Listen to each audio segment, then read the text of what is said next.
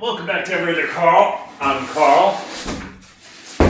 This is a piece of my hot tub cover, and it currently weighs way too much. I weigh 212.6 pounds. With the cover, it's 258.4.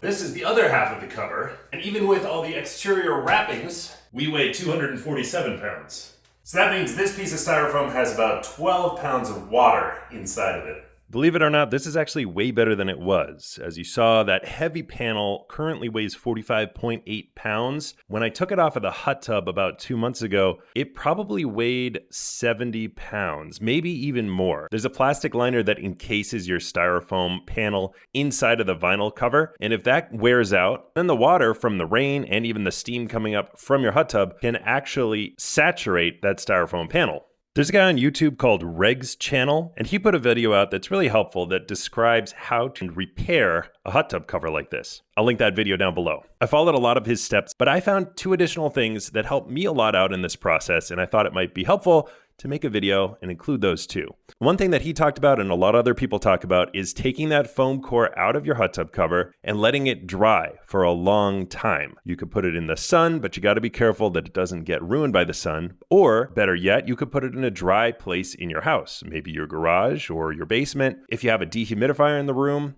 even better. I did that. I actually did that for over 2 months with that heavy foam core. I put it right on top of a dehumidifier. I put it in the sun for several days. I would take it inside the garage, bring it back out. But I only got it from 70 or so pounds down to that 45 or 46 pound weight that you're seeing at the beginning of the video. The other foam core, once you take it out of the vinyl cover, it's in the 20s, just under 30 pounds. So there's a significant amount of water that was left deep inside that foam core. The 2 additional things that I found to be really helpful in repairing my cover were, number 1, drilling holes in that foam panel, and number 2, using heat to get it back into the vinyl cover. I hadn't seen these things explained anywhere else, so I thought it was helpful to make this video. A new cover would have cost me in the range of $600+. I was able to repair this cover for roughly $30 to $40, plus some optional extras that I'll tell you about. It's been 2 months of actively trying to dry this thing out, but it's now winter and I need this insulated cover back on that hot tub. So I'm gonna try to dry it out faster. Here's that first innovation I was talking about, drilling holes. This allowed for way more airflow deep into the middle of that styrofoam. Check this out. The drill bit is soaking wet. All right, I think I drilled 112 holes. I used a 3/4 inch spade bit in case you care about that. This is actually a lot of styrofoam that I drilled out. There it is. Quite wet. All right, with all these holes drilled into it, let's see if we lost any weight. No, 258.4. All right, I'm gonna set up a heater and a fan, and I'm gonna blow through those holes for a little while, come back and weigh it again. This warm, dry air rapidly sped up the dry time. All right, it's been a little bit over a day of drying. Let's see if we can get an accurate weight. Let it go, 43.2. So it has come down about 2.5 pounds since the last measurement. I like how this is going, so I'm gonna drill a bunch more holes and then let it dry for several more hours, see if we can speed this up. More holes means more airflow, just don't drill them too close to each other because that could damage the panel. All right, I'd say I put another 50 or 60 holes in it, and I think I've determined that most of the saturation is right here. That edge is a lot more dry, and around the edges is a lot more dry, but I'm gonna focus the heater and the fan right here.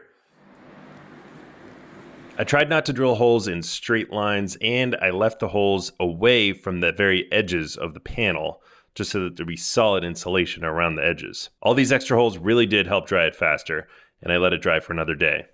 A little bit over 2 days of heat and fan blowing air through these holes, so I'm gonna measure it, see what we got.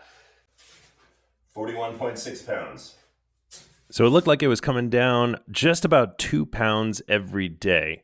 And at this point, I was getting a little bit desperate, so drilled a bunch more holes and kept those heaters going. All right, it's been close to 3 days of heat and airflow through these holes, and I just can't really wait any longer. It's gonna be significantly below freezing the next few nights, so let's get the final weight, see how much water weight that we shed, and then I'm gonna wrap it up. 39.6 pounds. We broke into the 30s. So if I'm doing the math correct, we shed 6.2 pounds of water weight off of this thing in the past 3 days. That's about 3/4 of a gallon, I'm thinking. I think this weighed probably close to 60, 70 pounds when I initially took it off the tub about 2 months ago. So this is a massive improvement. I don't have to spend $600 to buy a new cover, but there is more work to be done. 3mm plastic sheeting. It's time to give the spray foam a try. So to restore that insulation capability, I filled all these holes with Great Stuff Gap and Crack spray foam. I ran out of the first can, and the only other can I had was pest control foam, so that's the gray stuff. All right, this has been drying for a couple hours. Those little excess bulbs are solid. Now I'm gonna cut them all flat. If you're wondering what I'm using to cut this spray foam, it's actually a metal shoehorn that I had lying around, but you could use a knife or a razor, or what I use later is a machete. I forgot to check the bottom to see if that spray foam had actually bubbled up, and it has. Looks like a bunch of mushrooms, and to speed things up, I'm actually going to use my machete to slice these off. Having something nice and long and sharp is definitely helpful. All right, I have cut this 3mm plastic to size. You could definitely get thicker plastic, but I'm pretty happy with this one, and it is pretty inexpensive. The last part before I actually wrap it up is I have to put this metal piece back in the side here. That gives it some structural integrity along the edge. I'm gonna put that back in, and then I'm gonna go ahead and tape up this plastic. I'm using Tyvek tape. This is what you use to seal house wrap. It's waterproof, but there's a lot of different tapes you could use. Just use something that's not gonna peel up too quickly and that is waterproof. So Tyvek tape, it's a little bit expensive, but it's probably the best thing for this. I'm not the greatest gift wrapper in the world, but the goal here was to get the plastic nice and tight to the styrofoam and then tape every seam so that it would be waterproof.